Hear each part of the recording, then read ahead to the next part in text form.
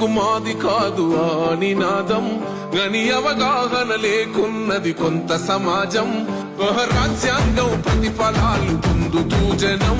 అది అంటేందని అడిగే అవి పీకుల దేశం జీవితాన్ని ధారపోసినాడు రమణకై